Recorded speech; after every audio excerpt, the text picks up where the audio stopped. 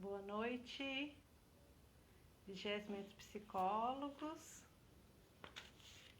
Estamos fazendo a segunda tentativa de live aqui, vamos ver se vai dar certo. Aguardar o pessoal entrar.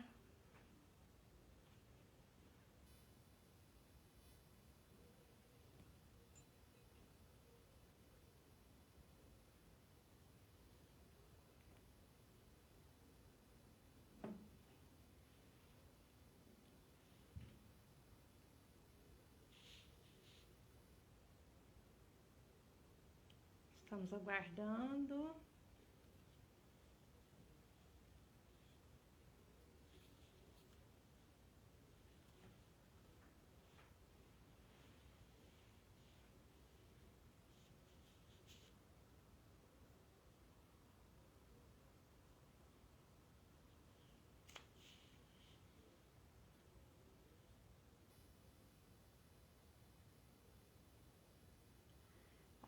Você sabe o que eu estou pensando? Eu estou pensando, Daiane, que talvez ela esteja entrando no notebook, não é não?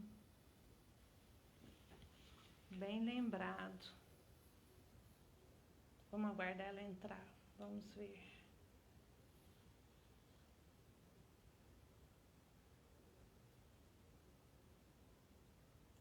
Fernanda, agora ela... Não, quem solicitou foi a Dani Cabingode. Fernanda, você tem que ir para o celular, Fernanda. No computador não entra. Pode ir para o celular, viu? Não, no notebook não vai entrar, Nunes.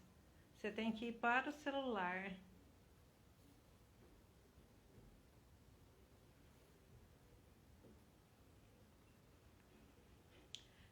A Daiane está falando aqui também. Você tem que ir para o celular, Fernanda. Sai do notebook, vai para o celular e pede para participar da conferência. Ela que, ai, fui. Ai.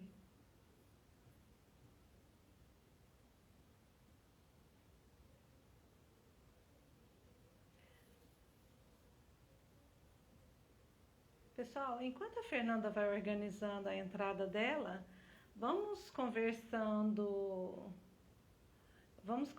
sobre o tema de hoje, vamos falando sobre... Estamos vivendo uma pandemia de problemas de saúde mental?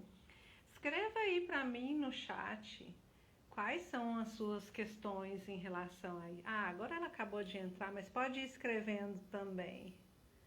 Agora. Vão escrevendo aí as suas questões sobre este tema, para a gente poder ir discutindo, aquecendo nossa cabeça. Fernanda Nunes! Fernanda! Boa noite! Boa noite, esqueci do batom. Não sou uma pessoa embatonzada, meu Deus do céu. Fernanda, você é ótima. Gente, que chique, então só pode mandar convites pelo celular. Eu achava que dava para ser feliz pelo computador também. Pelo computador eu acho que você só assiste, mas você não entra como parte da conferência. Travou?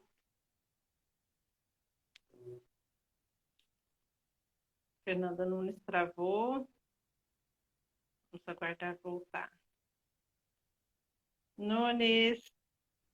Que voltou. Achou!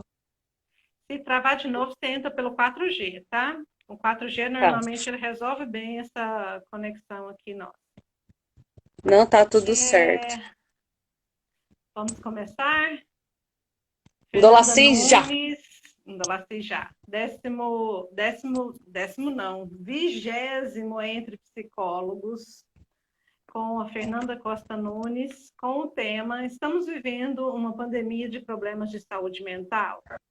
Fernanda é mãe do Ricardo e da Sofia, casada com paixão, possui graduação em psicologia pela Pontifícia Universidade Católica de Goiás em 2005, especialização em consultoria e gestão de grupos pela FUC/Sobrap 2006, especialização em micropolítica da gestão e do trabalho em saúde pela UFF 2015, especialização em educação permanente em saúde pela Universidade Federal do Rio Grande do Sul de 2016.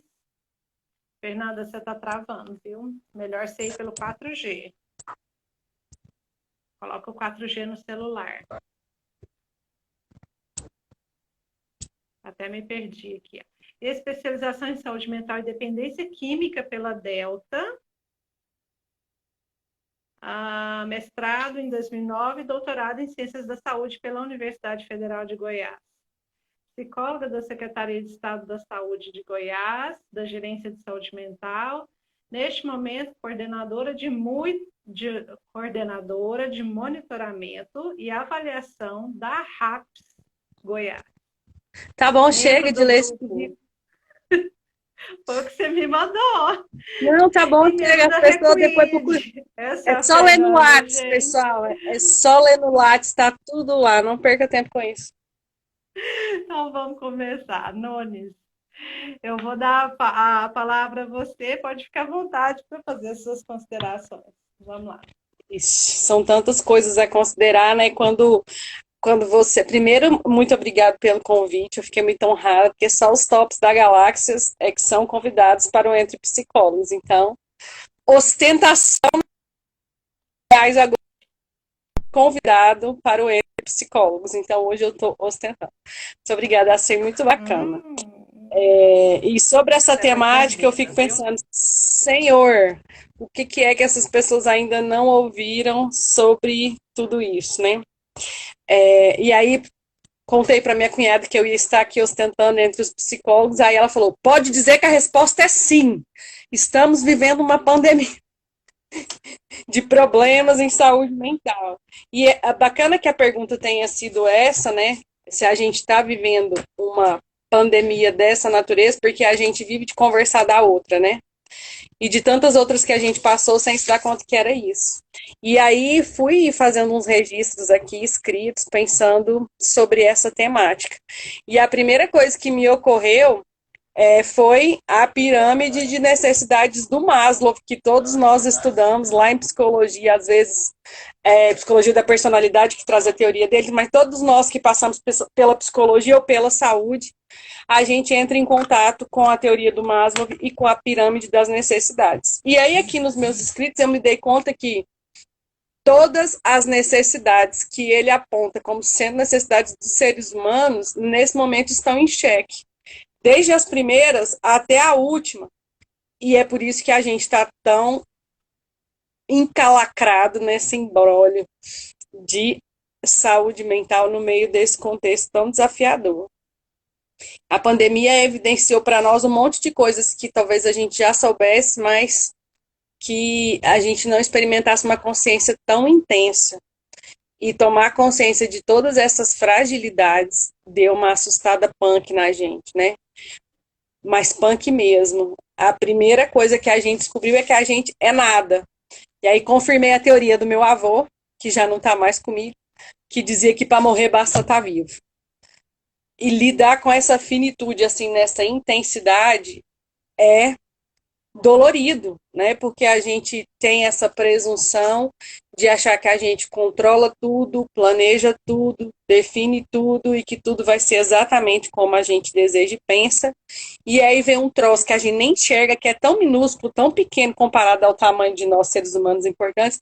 Vem um troço tão minúsculo, tão pequeno, diz assim, você não é nada, você não controla nada, nenhum dos seus planos poderão se realizar, né? Então, recolhe-se a sua insignificância de ser humano, que pode ficar doente, que pode não sobreviver a uma doença, que pode perder pessoas e que não tem controle de absolutamente nada do ponto de vista das leis da natureza e do que vai afora, né? Algumas coisas a gente ainda acha que controla, outras a gente tem certeza que não, e essa é uma delas. E acho que nesses 7 meses que a gente experimentou, a gente que a gente tem vivenciado a pandemia, né, do dia 18 de março, abril, maio, junho, julho, agosto, setembro, outubro, 7 meses, a gente vem experimentando uma mistureira de sentimentos, mas parece que houveram momentos assim distintos, né? Então, no início, a gente vivenciou primeiro um pânico. Fecha tudo, tranca tudo, guarda tudo, e a nossa geração em específico nunca tinha passado por nada parecido com isso. Talvez a geração dos nossos avós, né, de já ter vivido a Segunda Guerra, dos nossos pais, alguns momentos históricos assim mais intensos, mas a nossa geração nunca lidou com nada parecido com esse negócio. Exatamente, é E a inédito. gente está tendo que dar uma rebolada. Não, nós não temos recurso de memória e nem interno para lidar com isso. Então, foi um pânico danado por conta disso. E esse pânico virou medo, porque daí ele ficou prolongado. Aí começamos com medo de pegar o negócio, com medo de passar o negócio, com medo de perder pessoas que pegaram o negócio. E quando a gente pegou o negócio, porque muitos de nós já Nossa. experimentaram, né, a Covid, quando a gente pegou o negócio, a gente ficou com medo de não sobreviver. Me lembro da Ana Lourdes, né, do CRP, você bem conhece, diz assim, olha, eu não sabia não se eu ia aguentar esse negócio, trem é difícil mesmo, e ela teve sintomas pesados, apesar de, graças a Deus, não ter ficado em estado grave. Mas aí medo de todos os lados, medo de não sobreviver, medo do risco de ser grupo de risco, que muitos de nós somos, e o medo de ser responsável pelo adoecimento que faz parte desse bendito grupo de risco. Então, começou um negócio aí da gente entender que a gente não está sozinho no mundo. E mesmo que a gente pense que a gente é dono do nosso nariz, pode fazer o que bem quiser entender, a gente foi tendo que entender que não era bem assim nesse caso específico.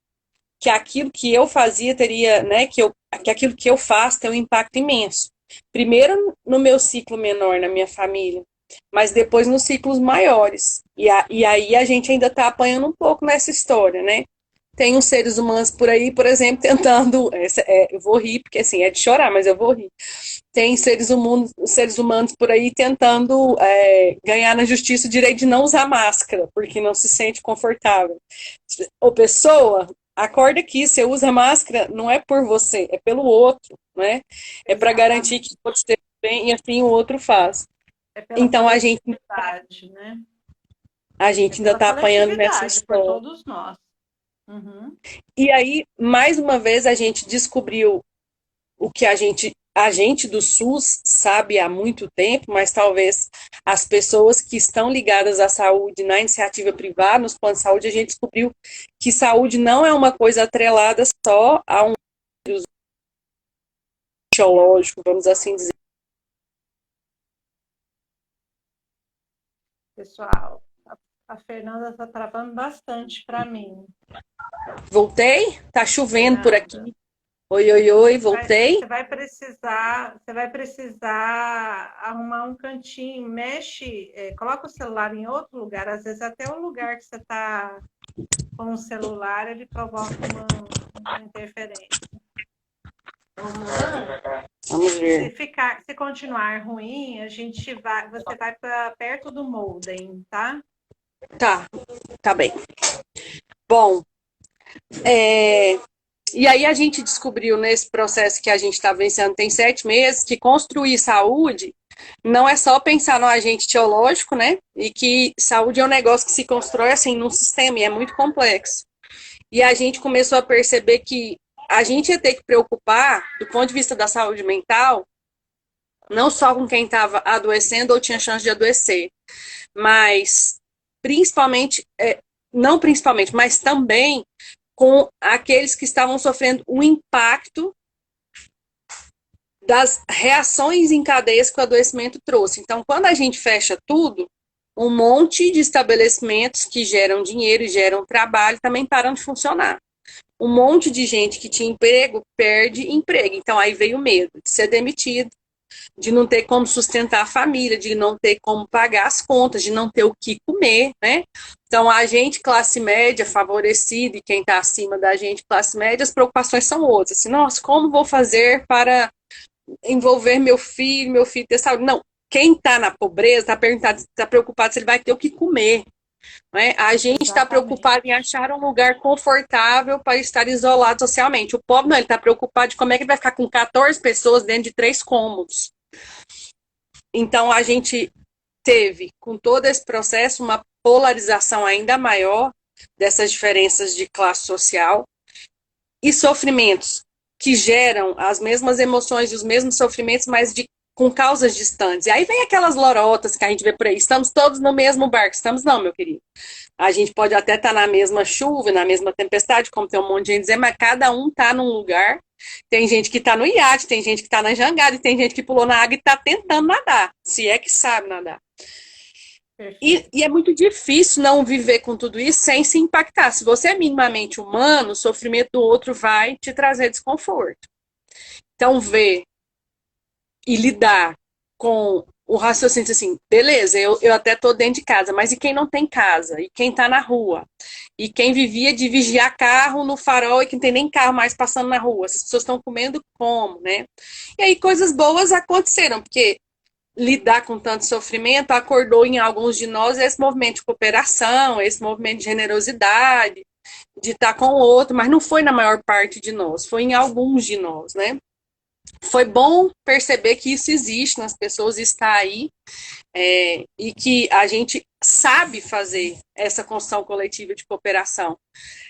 A pergunta é até quando e quanto tempo dura, não é? Então, na nossa categoria mesmo, eu vi, tenho certeza que você também, os colegas também, um monte de grupos se organizando para atender voluntariamente, para fazer grupos voluntariamente, sem custo, né? Mas aí começam umas coisas assim, não, 6 sessões gratuitas, depois a gente conversa. Oi?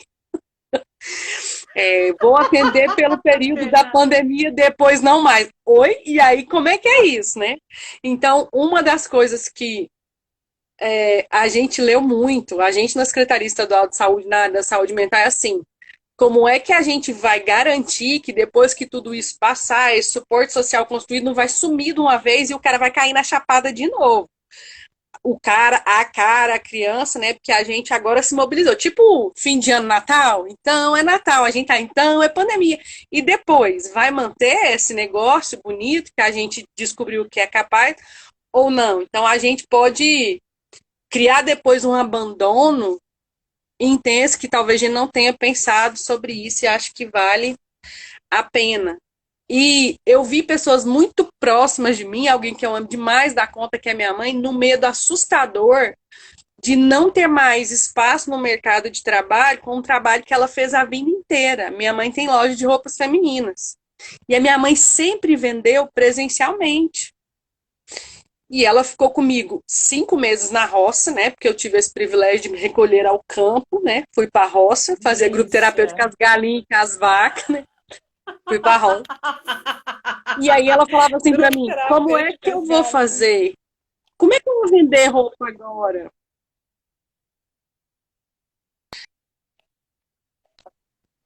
Voltei. Caí. Tá aí outra coisa que gera sofrimento na gente agora intensa, assim. Não é mais o link da reunião cadência. A reunião vai se sustentar na rede com a chuva da Goiânia e com os ventos. E isso porque eu tô na capital, na cidade grande, porque quem tá em cidades menores ainda tem mais impacto.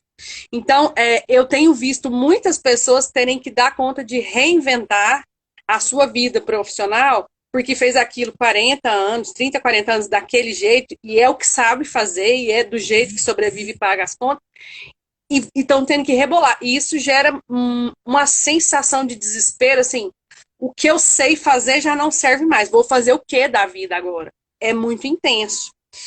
A sorte de alguns é terem criatividade, terem suporte da família para ir pensando isso. Mas outras pessoas. Desse né? E aí vem uma outra coisa misturada. Desculpa, não te ouvi, cortou. Repete para mim. Tira as pessoas do eixo delas, que elas estavam habituadas daquele lugar confortável em que a vida funcionava e os planos funcionavam e tudo funcionava. Eu sabia que eu ia acordar, eu ia para minha loja de tecido, ia vender e agora não tem mais isso. O que que eu vou fazer? Ó, E aí, o que que eu vou? deixa eu só ler a fala da Daiane. A Uhum. nossa proposta na S2 Psicologia foi de um só atendimento De de orientação. orientação, justamente por isso, evitar problemas posteriores. Ok. Prossiga, Nunes. há que ter uma cautela. E aí uma outra coisa que rolou muito com a gente, ainda tá rolando, é assim, o povo desembestou, vou falar igual Goiânia, né? O povo desembestou de atender online, sem nem nunca ter lido o que é que precisa. Exato. Eu perguntei para algumas pessoas assim, você tá cadastrado no EPC? Oi? Deixa eu te dizer, para atender online tem que ter um cadastro. A gente não vai falar o nome dos coleguinhas, porque, né, não é a ideia, mas há muitas coisas na nossa categoria que a gente precisa ajustar. E aí vem uma outra Com coisa que certeza. para alguns de nós é fácil, mas para outros nem tanto, que é ter que aprender rápido. Porque daí a gente teve que aprender rápido um monte de coisa. Lá na Secretaria de Saúde, a gente desinvestou-se a estudar tudo quanto é coisa que existe na face da Terra sobre cuidados psicológicos em situação de crises humanitárias, em desastres, que a graça de Deus a gente tem no estado de Goiás a Ionara, que já estava nessa lida há séculos, e para mim, o Estado, Goiânia, né, o nosso trabalho foi infinitamente facilitado por causa dessa trajetória dela, da gente não se sentir sozinho, de ter com quem conversar, né? Só para ficar registrado, que eu acho que você falhou quando você falou o nome dela, a gente está falando da Ionara Rabelo, que é a nossa ex-presidente do Conselho Regional de Psicologia, profissional da saúde também, que sempre nos orientou em relação à área da psicologia das emergências e desastres, se eu não me engano, esse é o nome. É bem A isso. Ionara esteve aqui comigo, viu, Fernanda? Tem um Entre Eu vi, Psicólogos com ela, maravilhoso, está lá no tô te canal do falando, YouTube. só a galeria dos top, é só para ostentar que a gente vem para cá. Acha que eu sou boba? Acho que não, acho que é bem esperta. E aí, nessa história de ter que aprender rápido, lá a gente teve que sair fazendo um levantamento do que existe, porque do lugar onde eu estou, que é a Secretaria Estadual de Saúde, há uma exigência de que a gente oriente os municípios. Ave Maria, gente, orientar como se eu nunca tinha feito aquilo na vida. A equipe se deparou com uma necessidade e um domínio que a gente não tinha. Então, a gente, nesses 7 meses, está tendo que rebolar e aprender coisas e fazer buscas e ler em outros idiomas, porque a gente tem sim muitas coisas publicadas em português, mas quem passou por situações de pandemia em maior proporção e escala, eu ia dizer graças a Deus, mas nem posso falar isso porque é uma puta de uma sacanagem, né? Não foi o nosso país, então muitas coisas em outras línguas. Mas para além disso, assim, a gente teve que aprender outras competências relacionais, porque agora eu coordeno a minha equipe do home office misturado com homeschool, que daqui a pouco falar dessa desgraceira. No home office. E aí, assim, ó, agora como é que eu vou coordenar pessoas à distância? Eu vou preocupar com o ponto, com a carga horária ou com o produto entregue? Mas cada um tem uma habilidade. Tem gente que tem medo do computador, acha que ele morde. Tem gente que domina e vira ele do avesso. Como é que você lida com isso dentro de uma equipe? Então, daí a gente teve que aprender essa competência. A gente teve, para quem lida bem com o computador, e eu considero até que eu tenho alguma intimidade com ele, estou eu aqui apanhando, não sabia que no Instagram do computador eu não fazia esse pedido que eu fiz do celular. Então a gente tem que aprender um monte de coisas ligadas à tecnologia e de como é que elas funcionam, o impacto que ela tem nas relações e que são coisas que eu particularmente achei que eram agora modernas, mas eu fui descobrir que tem coisas escritas sobre esses assuntos desde 2002, que aliás tem gente falando do virtual desde 1991, 95, que eu tô atrasada no rumo da prosa. Essa Então, conversa, e inclusive, dentro da própria psicologia, Fernanda. A conversa do virtual, do atendimento online, né, dos cursos online, essa conversa que é antiga já. Ok, voltou. peraí só um minutinho, Karen. Deixa eu ver se eu melhoro esse negócio. Vamos. Alguns referenciais, inclusive,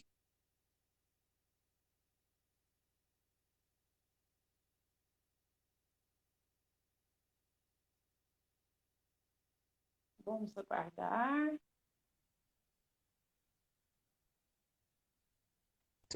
é... Fernanda. Oi, oi, tô ouvindo. Então vamos, até agora nós não escutamos nada. Começa de novo. Onde eu tava? Sim, Você nas falou, então competências que a vamos e gente tem que começa. adquirir. É. E, para além, então, das competências técnicas, das relacionais, das questões ligadas à questão da própria Covid, a gente está tendo que aprender a se proteger em uma tal de biossegurança que nós da psicologia também apanhamos um bocado disso, porque isso não fazia parte do nosso universo, a não ser do universo dos psicólogos hospitalares, daqueles que já estavam dentro de alguma unidade de saúde que lida mais diretamente com usuários que precisam fazer algum procedimento invasivo e tal. Bom, e do medo a gente começou a experimentar uma outra emoção, e essa é muito próxima a mim, que é a raiva e a irritação. Porque primeiro eu fiquei com medo, mas depois eu fiquei com raiva, né? E aí a gente ficou com raiva de ser interrompido. Disse, não, mas eu planejei para esse ano viajar, e agora eu não posso mais. Eu tive que cancelar o pacote da viagem, a TAM não devolveu o dinheiro. A gente que é chique, né? Que junta o ano inteiro, o ano inteiro de salário para passar 5 dias na praia, né? Então, eu fiquei com raiva disso, né? Fiquei com raiva de ser interrompido em todos os meus planos, de perceber que a gente não tem controle das coisas, de não ter rotina, como você disse, né? E para quem é muito apegado à rotina, gosta de organização e tudo, esse negócio é um sofrimento intenso. Exatamente. A outra irritação profunda é de não poder sair de casa. Porque a gente tinha a casa como lugar para onde voltar. A gente não tinha a casa para o lugar como lugar para onde a gente do lugar de onde a gente fica o dia inteiro. A casa, como diz os goianos, era o lugar do pouso. Era o lugar de chegar no fim do dia. Pelo amor de Deus, agora a gente passa o dia inteiro aqui. Quando chega no fim do dia, você passa, Senhor, eu vou para onde? Agora eu vou para o quarto, desço para a garagem, porque eu posso descer para a garagem. Mas tem gente Do que não tem quarto para a garagem. sala, da sala para o quarto. E eu A moro num cozinha também, para apartamento. dar uma variada. Área de Uma outra serviço. coisa que eu sinto que irritou muito a gente também é de ter um monte de gente mandando e determinando o que a gente podia e o que a gente não podia fazer.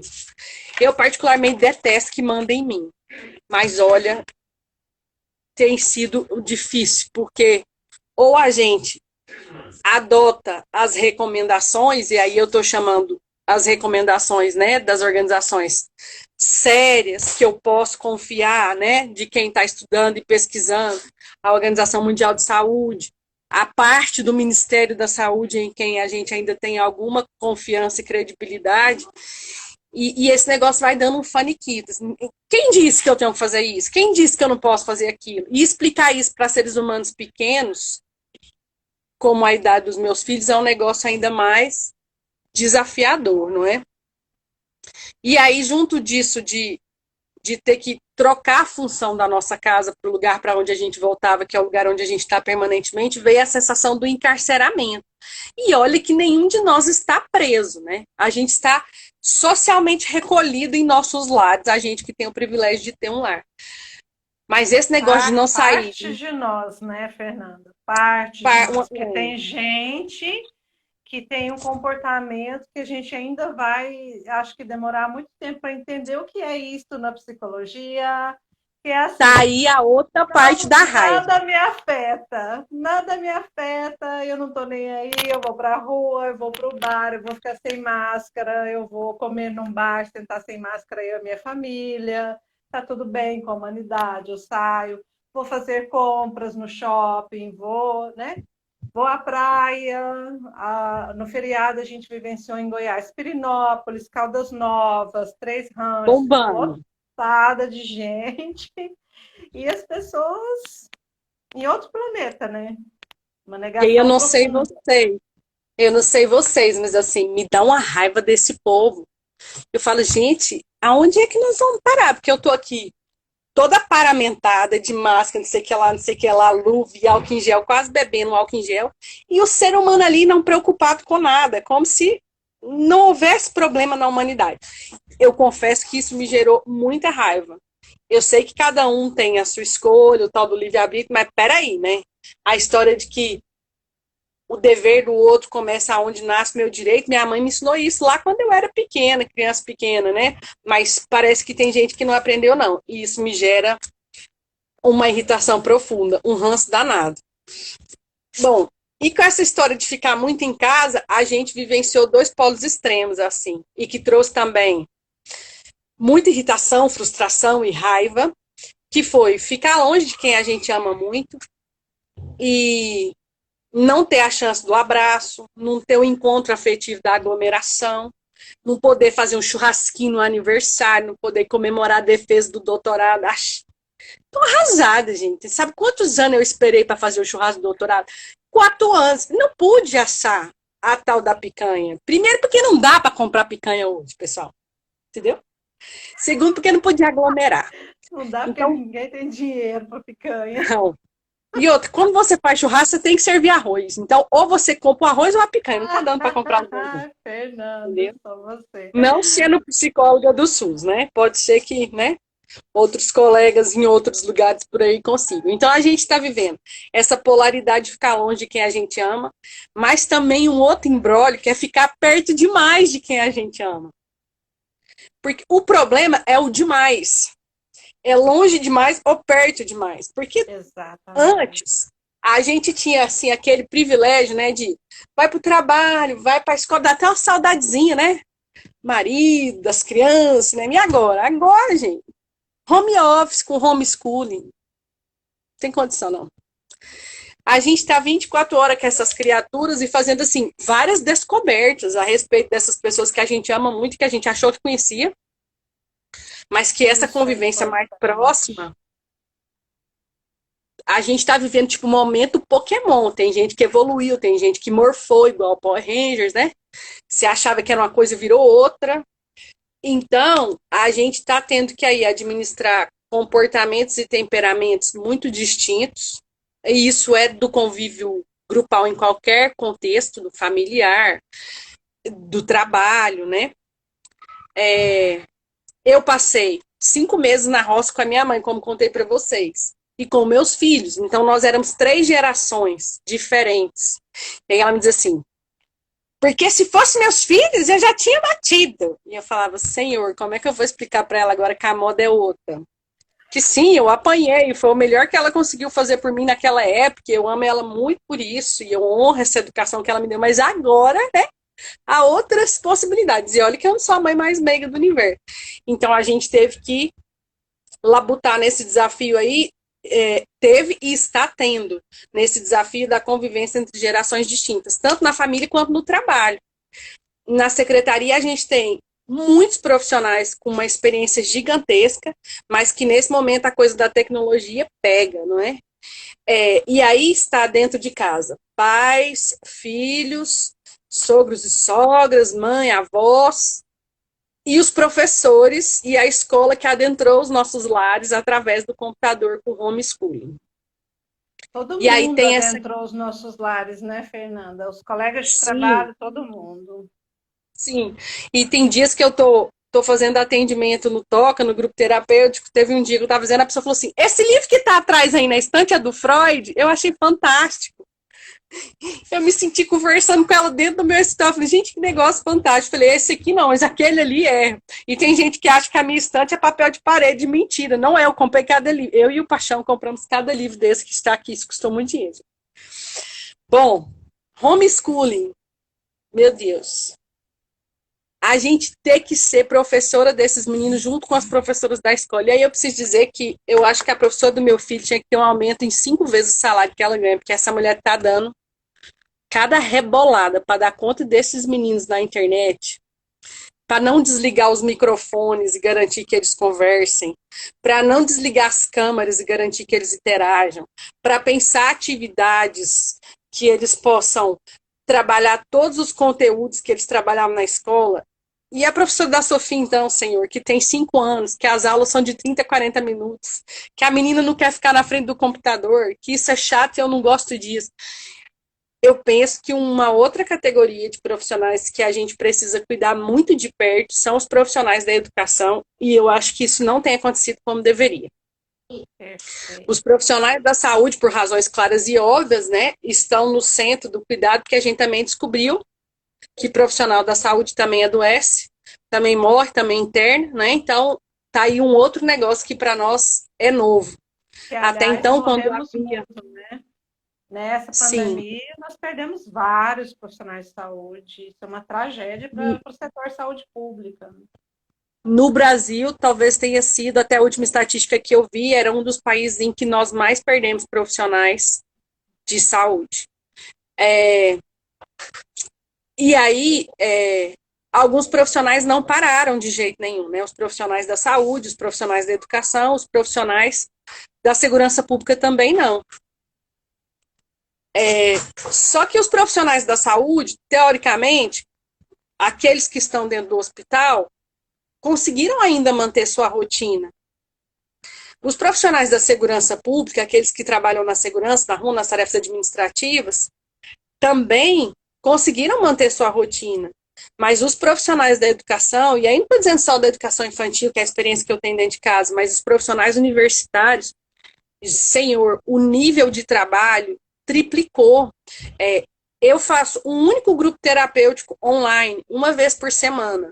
A gente tem em torno de 2 horas de preparação e planejamento antes do grupo, 1 hora e meia de atendimento e depois em torno de 1 hora de avaliação. O que eu estou querendo dizer com isso? Tá claro que as atividades online exigem da gente muito mais preparação e dedicação do que aquelas que são presenciais. E eu não sei se os professores estavam preparados para isso.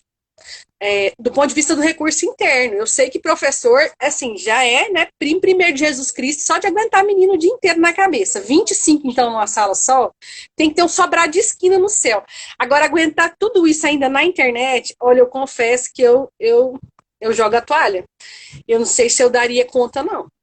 De verdade.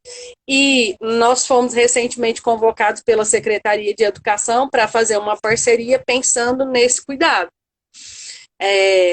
Porque o que a gente tem percebido, de maneira geral, na população em geral, foi um aumento danado de uso de remédios controlados para dormir, para diminuir a ansiedade, por todas essas experimentações e sofrimentos que a gente teve lá atrás, e de algum modo a gente foi ensinado que a gente não pode entristecer, que a gente não pode ter medo, que a gente não pode ficar ansioso, que quando isso chegar na gente tem que chegar e passar igual uma ventania. A gente não aprendeu que essas coisas, que essas emoções, elas têm função na vida da gente, que tem significado, e que a gente pode lidar com isso e entender qual a razão disso para ressignificar e conversar com essas emoções. A gente aprendeu que a gente tem que se livrar delas o mais rápido possível. Então, a quantidade de uso de medicamentos aumentou muito. Fernanda, deixa eu só fazer Diga, um Flu. parênteses, né, nessa fala sua, que eu trago um ponto aqui para a gente pensar, que é a questão da ansiedade.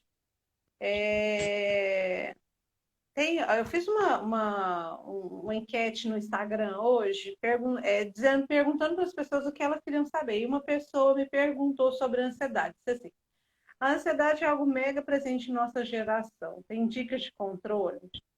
E aí, pensando nessa resposta que eu ia dar para essa pessoa, eu trouxe exatamente isso que você está falando, que essas emoções são emoções que elas têm uma funcionalidade na nossa vida. A ansiedade, ela vem do grego, olha só o termo, ansiedade, do grego ang, que significa apertar forte, estrangular, estar oprimido pelo sofrimento. Entretanto, a ansiedade não é só ruim, ela é essencial, porque ela nos move em direção a alguma coisa. Quando você atende paciente que tem ansiedade e depressão, por exemplo, muitas vezes você escuta o paciente falar assim: eu prefiro muito mais a ansiedade do que a depressão, porque a depressão me derruba na cama. E a ansiedade, ela me move, ela me tira da cama, ela me move para alguma coisa na vida. Então, assim, ó, só para a gente trazer uma questão aqui, que é assim, a função boa, vamos dizer assim, da ansiedade é nos tirar desse lugar, nos alertar para uma ameaça em potencial. Por que a gente é ansioso? Porque a gente, em civilização, se utiliza dessa emoção para nos defender de ameaças reais ou potenciais, que é o caso da Covid, que são ameaças aqui reais, nós estamos falando disso, né? E preparar o corpo para uma reação. Ela é uma das emoções fundamentais, praticamente irmã do medo, e nós temos ansiedade desde criança. O Freud falava do caso do pequeno Hans, que tinha fobia de cavalos. Olha isso, né? Então, assim, até as crianças, e aí esse contexto que você traz agora do homeschooling, né? Como que as crianças passam também a vivenciar essa pandemia e essa avalanche de emoções que elas também não estavam habituadas. E aí trazer assim, que todas as emoções afetam os nossos pensamentos, nosso corpo e nosso comportamento. Entretanto, nós precisamos prestar atenção na frequência, intensidade e duração dos episódios de crises, de ansiedade, ou de depressão, ou de qualquer outra crise, né? E sempre ter esse termômetro para fazer uma autoavaliação. É você olhar para dentro de você e você falar assim, que emoções eu estou sentindo nesse momento, a identificação das emoções e no pós-identificação, a possibilidade de colocar limites ao mundo. Porque se eu identifico que um fenômeno X ou YZ me provoca desconforto, me provoca ansiedade, eu não barro isso, né? Eu não coloco esse limite no mundo, por exemplo, eu serei inundada por esse sofrimento, por essa emoção, que é a emoção da ansiedade. Tirando ela do lugar de uma emoção esperada e comum, para uma emoção de um forte impacto dentro do indivíduo, de um desconforto. Ela se torna patológica, excessiva, instala-se um transtorno e etc. Só um parênteses grandíssimo que eu fiz aqui, porque você trouxe esse assunto e eu achei que cabia falar aqui. Um super parêntese necessário, né? E agora a gente vivencia uma ansiedade que é do até quando? Até quando vai isso? Até quando eu vou ter que usar máscara? Até quando eu não posso aglomerar? Até quando eu não posso fazer o churrasco? Porque a gente tinha lá atrás uma promessa que era temporária. Porque a gente viu do lugar da onde a pandemia veio, a resposta ser dada muito rápida. A gente só não se lembrou que era outra cultura, outro presidente, não é? Outra política de saúde. E em outros lugares onde a população era mais idosa, então, enfim, a gente caiu a ficha, né? Determinantes sociais para acessar a doença, que nenhum problema de saúde acomete países diferentes, populações distintas, do mesmo modo. E a gente começou a ter as nossas respostas, não é? E aí os problemas que nós tínhamos do ponto de vista da saúde pública, eles se intensificaram. Uso despirocado de medicamentos controlados. Hoje, os principais medicamentos prescritos na atenção primária são os medicamentos receita azul. Esse é um dado que a gente tem de quase todos os municípios do nosso estado. Infelizmente, a pessoa chorou no consultório do médico, falou que está fadigado, passa um remédio receita azul, que é um remédio controlado. Bom, para quem não dá conta de ir no médico, normalmente quem vai no médico e fala da fadiga e da angústia e chora no consultório dos médicos somos nós, mulheres. Para onde os homens foram? Para a bebida. Então a gente Para o bar. Não foram para o bar, pediram delivery, né? Porque não pode ir para o bar. Então estão bebendo em casa. Mas tem muita E a gente que vai gente para o bar também. agora que os botecos abriram, né? Enfim. Mas E vamos é acreditar que as pessoas surreal, têm bom né? senso. Não tem, Vamos acreditar Fernanda. que as Quando pessoas você têm. sai de noite, quando É você porque sai eu não de noite saio de para ir novo. na farmácia, não, mas eu também estou em isolamento, mas se eu saio para ir na farmácia, eu me Sim, deparo sim. com bares e restaurantes abertos, pessoas sem máscara, sentadas, comendo como se nada estivesse acontecendo. Isso, porque Deus vai me proteger. Bom, e a gente tem uma combinação que é perigosa, que você entende melhor do que eu, você é doutora nisso, que é a combinação do uso do aumento do álcool, um tantão de gente dentro da mesma casa, sem paciência, muito irritado, a gente teve também um aumento assustador das situações de violência. As mulheres e as crianças que podiam se esconder dos seus agressores na escola, no trabalho, passaram a conviver com essas almas 24 horas. E esse impacto foi para a notificação, aumentou os dados e a gente está tendo que lidar com isso. Bom, de início eu sinto que foram esses os sentimentos que a gente mais experimentou, né? Medo, irritação e raiva. Enquanto a contaminação estava alta, mas aí chegou o momento fatídico da gente entrar no pico dos óbitos. E quando a gente viu que as mortes chegaram e que a gente não podia velar, que a gente não podia e não pode se despedir, não pode ter aquele momento de dizer para o outro, faz o último desejo que eu vou realizar para eu honrar esse seu lugar. Que a gente não tem aquele último momento de pedir desculpa, porque a pessoa entra no hospital muitas vezes e ela não sai, e que também não tem o último eu te amo, e que também não tem o último eu te perdoo. Isso veio numa intensidade assustadora às pessoas. Eu, particularmente, não tinha ideia de que o ritual velório era tão importante para as pessoas. Eu já tinha feito umas observações empíricas da minha família de que quando alguém morre, sai gente do rumo do vento e anda não sei quantos mil quilômetros a noite inteira para vir aqui enterrar a pessoa, mas não vem no dia do parabéns trazer nem uma rapadura e dar um abraço. Mas quando morre, aparece tia e primo, parente do rumo do vento. Não sei o que acontece. O povo tem uma disponibilidade para velar e para enterrar que muitas vezes eu não percebo para conviver e para aproveitar em vida, mas eu percebi o quanto o impacto do não ritual da despedida do velório trouxe sofrimento às pessoas, principalmente as pessoas com tanto mais de idade, o quanto isso tem sido desafiador para quem está dentro das unidades de saúde. E mais, fiquei muito sofrida quando escutei a coordenadora de saúde mental do município nosso dizer assim, os profissionais da psicologia, os profissionais sociais tiveram que ir todos para dentro do hospital, porque tem 4 horas para tirar o paciente do leito, enterrar, higienizar para receber o próximo. Esse trem me trouxe um impacto, e olha que eu estava bem distante desse município, né? Estou falando da Amélia de Rio Verde, que é uma coordenadora de saúde mental que eu respeito muito, tem uma trajetória linda.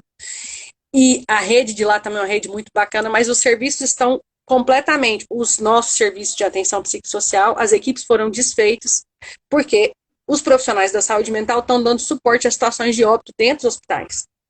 Isso pensando que quem morre são os usuários. E uma outra coisa que a Ionara Rabelo nos orientou e nos alertou infinitamente assim, se preparem para quando os profissionais das nossas equipes começarem a morrer. Aí o bicho vai pegar. Porque essa sensação de que antes nós é que resolvíamos o problema, agora também vivenciamos o problema, é uma sensação desconcertante, porque profissional da saúde sabe cuidar, ele não sabe o oposto. E eu tenho ouvido e visto um monte de profissionais da saúde sendo internados e hospitalizados nas unidades onde eles trabalham, na UTI onde eles dão plantão.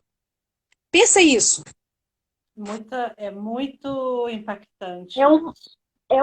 É como se daqui a pouco o Ricardo passasse a ser meu pai, ao invés de meu filho. É uma inversão que eu realmente acho que emocionalmente a gente não tinha tomado consciência disso nessa intensidade.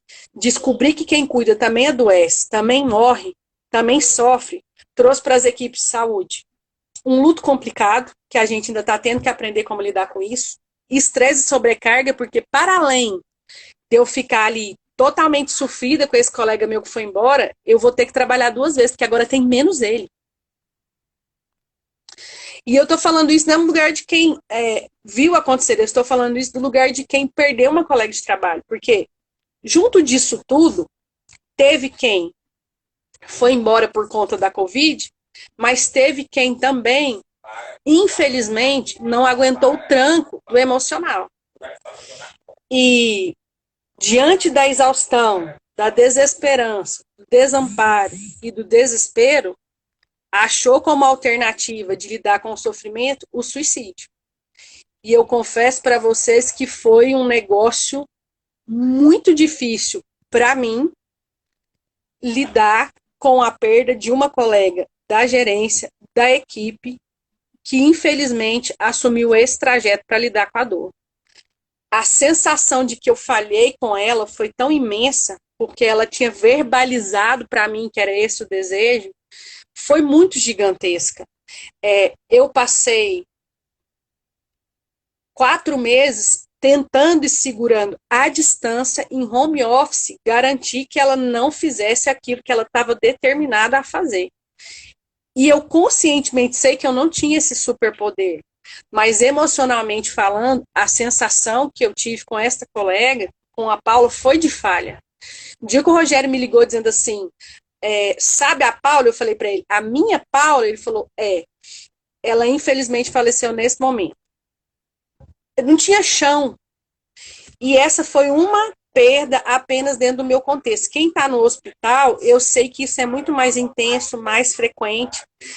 Tanto a situação das perdas em função do adoecimento da Covid, quanto as tentativas e os óbitos por suicídio, porque a gente tem acompanhado e monitorado isso junto com o Viva.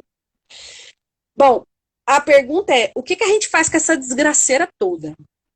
Porque isso está dado, está posto, e aí tem uma conversa assim nos países evoluídos, desenvolvidos, tem uma conversa assim, a 4ª onda da Covid será a saúde mental. Fantástico. Aqui no Brasil, a 4ª onda veio junto com a primeira onda. E a onda tá toda misturada. É tipo café com leite aqui no Brasil. Tipo depois que misturou, você não tsunami. sabe. É tipo isso. Então, a gente começou a primeira onda, que era preocupação com leito de UTI, com não sei o que, a segunda onda, que a terceira onda, que é a segunda onda dos crônicos não chegando no hospital e o povo adoecendo de saúde mental, e nós estamos em todas essas ondas simultaneamente. Porque o que a gente tem de dado? A gente ainda continua com a contaminação alta, apesar dos óbitos parecem terem diminuído. Os problemas de saúde mental continuam aumentando e ainda vão. Os nossos usuários, pacientes que têm problema de saúde crônico, deixaram de ir às unidades de saúde por medo da contaminação e ainda vão gastar um tempo para acreditar que podem voltar a esse cuidado. O que a gente faz com tudo isso? Como é que a gente lida com tudo isso? E eu só tenho visto uma alternativa saudável, que é de pedir ajuda, que é de não estar só. Aí cada um vai achar seu jeito e seu como, e aquele com quem pode contar, mas o que a gente sabe que é a principal vacina nesse momento para o sofrimento emocional é o apoio social. É a consciência e assumir a postura de que tudo bem, eu estou longe, mas eu não tenho que ficar só. E a gente tentar encontrar estratégias de estar com alguém, com quem a gente confia, com quem a gente pode reclamar. Então, eu tenho visto, muitas vezes, quando eu brinco do homeschooling, com home office, eu vejo os olhares da crítica. Eu sei que não é todo lugar que eu posso dizer, nossa senhora, eu não aguento mais esses meninos dentro de casa em cima de mim, eu queria férias dos meninos do marido. Eu falo, nossa, que pecado! E eu digo sempre, ser mãe é fantástico, mas cansa.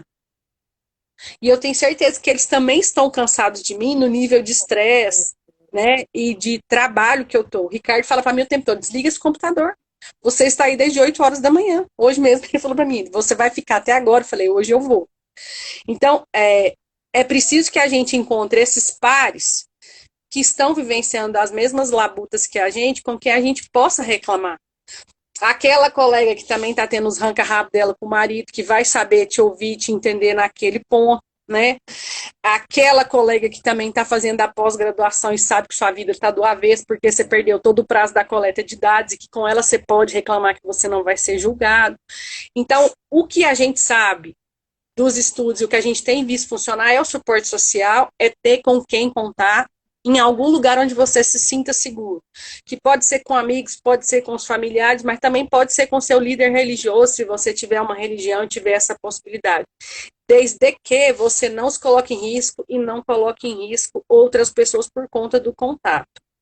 Uma outra coisa que eu tenho percebido também que tem funcionado muito para garantir alguma saúde é a atividade física. Mas não é aquela atividade física... Tá, Fernanda?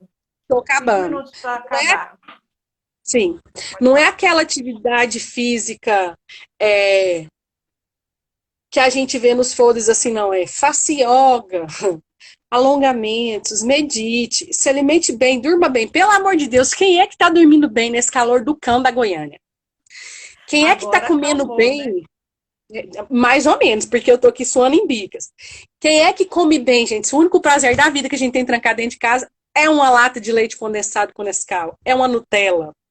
Para quem Ai, que tem o dinheiro delícia. para comprar, porque eu mexo com drogas pesadas. A minha personal tá aqui, ó, vai me lascar amanhã, vai acabar comigo.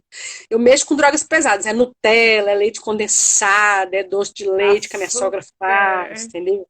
Porque a minha droga de abuso é o açúcar. Descubra a sua e se divirta com aquilo que você entende que pode trazer algum sossego. Descobre um troço que você gosta de fazer. É cuidar de planta, é costurar, é arrumar gaveta, é lavar parede igual a Ionara, é fazer bolo, é testar receita nova, sei lá. Mas é tentar inventar algo nesse sentido, se você tem este Canaliza. privilégio, que nem Eu todos acho que nós é temos. canalizar a ansiedade para alguma coisa que vai ser bom para você. Canalizar a Não é. angústia para o bem. Ah lá, a Carol já colocou aí, amanhã o treino vai ser pesado, me lasquei. Ah, Bom, outra coisa que eu tenho visto também segurar muito o tranco da gente é música, filme, teatro, livro. A cultura tem sido uma super parceira para dar conta da gente sair um pouco desse ambiente, mas também para dar conta de permitir que a gente extravase as emoções, porque quando eu estou vendo um filme de drama, eu posso chorar. Eu não preciso falar que eu tô chorada, cansada, eu posso falar que eu tô chorando por conta do filme. Então pode achar essa desculpa, tá tudo bem se a via foi essa.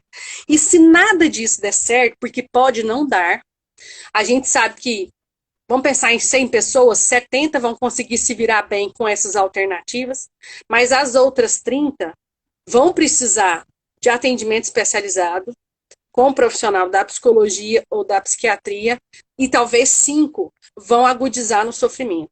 Falando de gente normal, tá? Tipo assim, normal, tipo eu e você, que o diagnóstico é leve, que o CID não ou tá não, fechado, que não né? Ou entendeu? não. Tipo, por quê? Porque quem já tem um diagnóstico de transtorno, de sofrimento, do tipo depressão, bipolaridade, né? Pode ser que isso se agrave agora. E não é de outro planeta agravar, faz parte do contexto. E não é olhar para tudo isso fingindo que não está lá. É olhar para tudo isso respeitando que está lá e eu vou ter que construir resiliência nesse contexto. Ah, suei. Acho que era um bocado disso para compartilhar. Fernanda, que coisa boa! Que fala maravilhosa. Ó, o pessoal tá adorando aqui. Cláudio Pedrosa, que é um É colega porque é tudo meus nosso. amigos. Tudo meus Não, amigos, meu filho. mas a gente está babando na sua fala mesmo. O Cláudio Pedrosa falou assim: mordaz ela. Belíssimo papo com Fernanda, pontuações muito pertinentes. A Estefânia falou assim: ela está tipo, trago verdade, se é verdade, você traz muita verdade e Adorei, alegria na sua Stefano. fala. Trago É, verdades, deixa eu ver quem mais aqui. Verdade, somos muito cobrados, esquecemos das nossas emoções.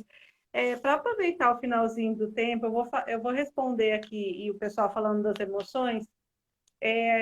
Uma pergunta disse assim, ó, no Instagram: que coisas eu posso fazer para melhorar a minha saúde mental, que é o que você está trazendo aqui?